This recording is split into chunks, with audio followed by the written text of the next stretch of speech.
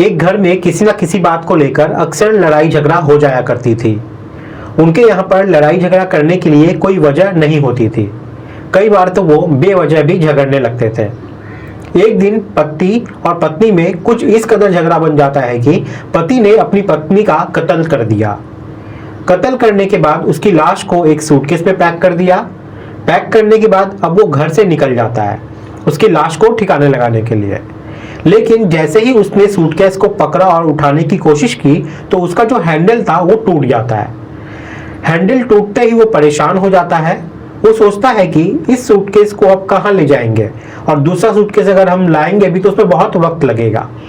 इसलिए सूटकेस को वहीं अपने घर में छोड़ के वो वहां से निकल जाता है और सोचने लगता है कि यहाँ से भागने में ही भलाई है। हालांकि उससे पहले वो उस कमरे की साफ सफाई अच्छे से कर देता है और सफाई करने के बाद वो वहां से निकल जाता है। यहाँ से लगभग 700 किलोमीटर दूर पहुंच जाता है और 700 किलोमीटर दूर पहुंचने के बाद उसको ख्याल आता है कि ये जो लाश है अगर घर वालों को, परिवार वालों को या पुलिस वालों को 7 या 8 दिन बाद मिलेगी तो लाश पूरी तरीके से खराब हो जाएगी, सड़ जाएगी। इसलिए वो सोचता है कि परिवार वालों को सूचना दे दे ताकि वो इसका अंतिम संस्कार कर सके। फिर वो ये खबर पुलिस वालों से लेकर अपने घर वालों तक सबको दे देता है और कहता है कि आप लोग इसका अंतिम संस्कार जरूर कर देना वरना जो लाश है वो खराब हो जाएगी। लोगों ने जब इस कहानी के बारे में सुना तो लोगों को बहुत ज्यादा ताज्जुब होता है क्योंकि पहले इसने एक ऐसा रिश्ता बनाया जो रिश्ता उसे बनाना नहीं चाहिए था और रिश्ता बनाने के बाद उस रिश्ते को वो ज्यादा दिन चला नहीं पाता है, निभा नहीं पाता है और उसका कत्ल कर बैठता है।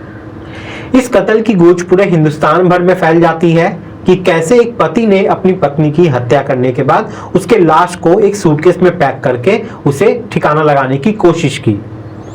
नमस्कार, मैं हूं मुकेश। आज की जो सच्ची घटना मैं आपको सुनाने जा रहा हूं, ये सच्ची घटना है कर्नाटक की। कर्नाटक की राजधानी बेंगलुरु का एक थाना है हुलीमाबू।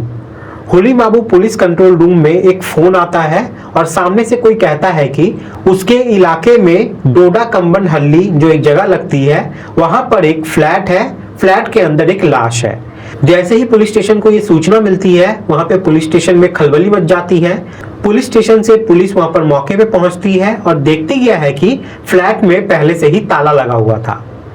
मकान मालिक को बुलवाया जाता है और कहा जाता है कि इसकी चाबी हो तो ठीक है वरना हम इस ताले को तोड़ने पे मजबूर हो जाएंगे।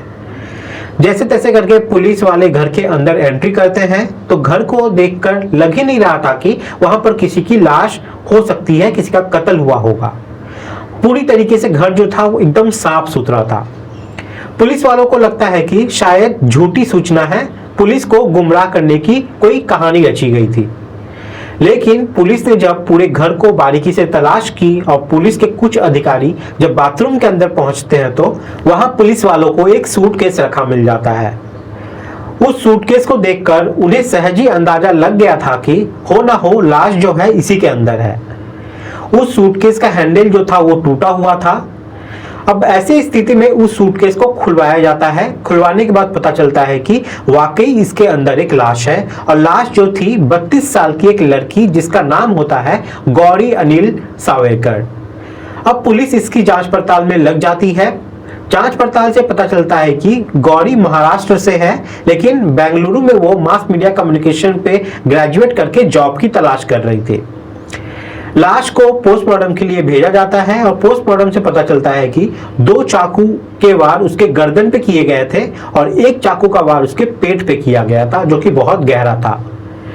डॉक्टर ने रिपोर्ट आने पर बताया कि दरअसल ये जो महिला है कई घंटों तक सूटकेस के अंदर पैक रहने के बावजूद भी जिंदा थी। अगर सही वक्त पर सूचना मिल जाती तो शायद इसकी जान बचाई जा सकती थी। अब पुलिस ने इस नंबर को तलाश किया जिससे उसके पास सूचना आई थी। पुलिस ने उस नंबर को सर्वेलेंस पे डाला और जांच पड़ताल शुरू कर दी। इसी बीच में एक खबर मिलती है कि बेंगलुरु से लगभग 724 किलोमीटर दूर महाराष्ट्र प्रदेश का एक जिला है सतारा और सतारा का ही एक इलाका है सिरवाल। होंडा सिटी कार के अंदर एक व्यक्ति बेहोशी की हालत में पाया गया है। स्थानीय लोगों ने पुलिस को वहां पे बता दिया और पुलिस मौके पे वहां पे पहुंचती है और जब पुलिस ने दरवाजा खुलवाया तो उसके अंदर एक व्यक्ति होता है। पता करने पे पता चलता है कि उसका नाम राकेश खेडकर है जिसकी उम्र लगभग 36 साल के आसपास है। उसे तत्काल प्रभाव से नजदीकी हॉस्पिटल लेके जाते हैं। उस व्यक्ति का इलाज शुरू होता है। डॉक्टर लोग कहते हैं कि इसने फिनाइल जैसी कोई जहरीली पदार्थ पी ली थी, जिसकी वजह से इसकी तबीयत बिगड़ गई है और अब ये यहाँ पे है। आखिरकार इलाज के बाद उस लड़के को जब होश आता है तो पता चलता है कि उसका नाम राकेश खेडकर है और जिस गौरी का उधर पोस्टमार्टम चल रहा था ये उसी का पति है। इसने ही कत्ल करने के बाद पुलिस को इन्फॉर्म किया था। अब उससे पूछा जाता है कि पूरी कहानी क्या है, शुरू से बताओ। वो बताता है कि कई साल पुरानी बात है।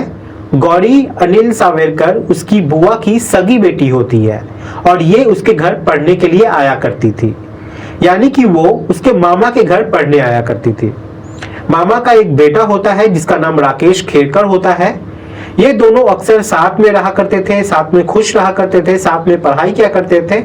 उनकी हर बात एक दूसरे को पसंद आया करती थी और पसंद करते करते दोनों में कब करीबियां बढ़ जाती है, कब दोनों में आपस में प्यार हो जाता है, ये उन्हें भी नहीं पता। ये लगभग 4 साल तक एक दूसरे के साथ लिव इन रिलेशनशिप में रहते हैं। घर वालों को तो ये मालूम था कि ये दोनों भाई बहन हैं, एक मामी का एक फूफी का, लेकिन ये दोनों एक दूसरे के साथ ऐसे रहते हैं जैसे पति और पत्नी रहते थे। हालांकि घर वाले को, परिवार वाले को इस रिश्ते के बारे में कोई जानकारी नहीं थी। साल 2023 में ये दोनों शादी करने का फैसला लेते हैं। लड़की के परिवार वाले को जब इस बात का पता चलता है तो लड़की के परिवार वाले इस बात का विरोध किया करते हैं। उन्होंने कहा कि वो तुम्हारा भाई है, तुम अपने भाई से शादी कैसे कर सकती हो। लेकिन जब लगातार दबाव बनाया जाता है दोनों की तरफ से तो आखिरकार घर वाले टूट जाते हैं और ये शादी कर लेते हैं। हालांकि घर वाले का कोई इसमें ज्यादा इन्वॉल्वमेंट नहीं होता है। फिर कुछ वक्त बीता ही था कि इसके जो माता पिता होते हैं उसका लड़की यानी कि गौरी का किसी न किसी बात पर विवाद होता ही रहता था और इस बात को लेकर विवाद जो है वो आगे बढ़ने लगता है। राकेश अपनी पत्नी गौरी को समझाने की लगातार कोशिश करता है लेकिन वो उसे समझा नहीं पाता और जैसे जैसे वक्त के साथ ये विवाद जो है ये आगे बढ़ता ही रहता है। अब से लगभग 2 महीना पहले की बात है। इन दोनों ने फैसला किया कि महाराष्ट्र को छोड़कर बेंगलुरु चलते हैं, क्योंकि ये जो लड़का था इसकी जो नौकरी होती है वो वर्क फ्रॉम होम होती है और ये प्रोजेक्ट मैनेजर होता है। लड़की ने पत्रकारिता का कोर्स कर रखा था तो वो भी सोच रही थी कि नौकरी की वहां पे तलाश कर लेंगे, कोई ना कोई जॉब तो मिल ही जाएगा। लेकिन बहुत कोशिशों के बाद भी उसकी नौकरी वहां पे नहीं लग पा रही थी। अब ये दोनों साथ में रहते हैं तो किसी ना किसी बात को लेकर चिड़चिड़ा झगड़ा होता रहता है और वक्त के साथ झगड़ा जो है वो आगे बढ़ता जाता है। ये एक दूसरे से किसी ना किसी बात को लेकर कभी कभी तो बिना किसी बात पर भी झगड़ना शुरू कर देते हैं। आखिरकार 26 मार्च 2025 की वो रात आती है। खाने में चावल बनाए हुए थे और सब्जी बनी हुई थी। खाना खाने के बाद अचानक इन दोनों के बीच में एक विवाद शुरू हो जाता है। कहासुनी शुरू हो जाती है। जो गौरी होती है वो आरोप लगा रही थी कि तुम तो दिन भर घर में अपना काम करते रहते हो और मैं पूरा दिन घर के अंदर बैठी रहती हूँ, मेरी नौकरी भी नहीं लग रही है, मैं अपने मन को कैसे समझाऊं।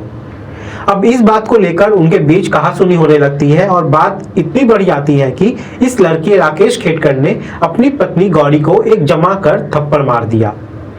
थप्पड़ का लगना था कि लड़की को भी गुस्सा आ जाता है। पत्नी वहां रखी एक चाकू उठाती है और फेंक कर राकेश की तरफ मारती है। राकेश उससे चोटिल हो जाता है। हालांकि कोई बहुत ज्यादा गहरा जख्म नहीं था, लेकिन राकेश को यह बात बहुत अखरती है, बहुत बुरी लगती है। राकेश ने उसी चाकू को लेकर जोर से उसके पेट पर जाकर मारता है और फिर पेट पे मारने के बाद 2 बार उसके गले में भी बहुत जोरदार वार करता है। लड़की वहीं पर बेहोश हो जाती है। चारों तरफ वहां पे खून ही खून हो गए थे। फिर कुछ देर के बाद वो उस लाश को सूटकेस के अंदर पैक कर देता है और सूटकेस को पैक करने के बाद लाश को वो बाथरूम में ले जाकर रख देता है और पूरे घर को साफ सफाई करना शुरू कर देता है। साफ सफाई करने के बाद अपनी ही पत्नी के पास जो बाथरूम में उसकी लाश रखी हुई थी उसके पास बैठकर बहुत सारी बातें करता है। कहता है कि तुम अगर शोर ना मचाती, तुम अगर इतनी परेशान ना करती, तुम अगर मुझे मेरे परिवार से दूर ना करती तो शायद तुम आज जिंदा होती, ये दिन तुम्हें देखने को नहीं मिलता। वो कम से कम घंटों तक अपनी पत्नी के पास बैठकर ऐसे ही बातचीत कर रहा था और रात में जब उसे मौका मिलता है तब वो लाश को उसी बाथरूम में छोड़कर और यहाँ से वो निकल जाता है, भाग जाता है। जब वो पुणे से लगभग अभी 50 किलोमीटर पहले ही था, सितारा एक जगह लगती है, वहां वो एक रास्ते पर रुकता है। रुकने के बाद मेडिकल स्टोर पे जाता है और कहता है कि फिनाइल दे दीजिए, घर में बहुत सारे कॉकरोच हो गए हैं, साफ सफाई करनी है। फिर उसी फिनाइल को पीकर सड़क के बीचों बीच जाकर अपनी गाड़ी को खड़ी कर लेता है। फिनाइल पीने से पहले इसने अपने घर वालों को, साथ ही इसके लड़की वाले के भाई को, जहां ये रहता था वहां के पड़ोसी को ये सूचना देता है। इस तरह से एक लाश रखी हुई है, अब जाकर उस लाश को उठवा लीजिए और उसका अंतिम संस्कार करवा दीजिए, वरना लाश सड़ जाएगी, खराब हो जाएगा। पुलिस को भी ये सूचना ये खुद देता है फोन करके। अब ये पूरी कहानी कहकर वो शांत हो जाता है हॉस्पिटल में। अब जो कातिल है उसको गिरफ्तार करके जेल भेज दिया गया है और जो मृतक है उसका अंतिम संस्कार बेंगलुरु के अंदर कर दिया गया है। लेकिन उसे अब इस घटना के बाद पछतावा हो रहा है, लेकिन अब पछताने से कोई फायदा नहीं है, क्योंकि अगर कोई चला जाता है तो वो लौट कर अब नहीं आता है। उसे अब बाकी की जिंदगी शायद सलाखों के पीछे ही गुजारना पड़े। तो दोस्तों, इस पूरे घटनाक्रम को सुनाने का उद्देश्य किसी को परेशान करना नहीं है, किसी का दिल दुखाना नहीं है, बल्कि आपको जागरूक करना है, आपको सचेत करना है। आप सब लोग अपना ख्याल रखें, सुरक्षित रहें। जय हिंद, जय भारत।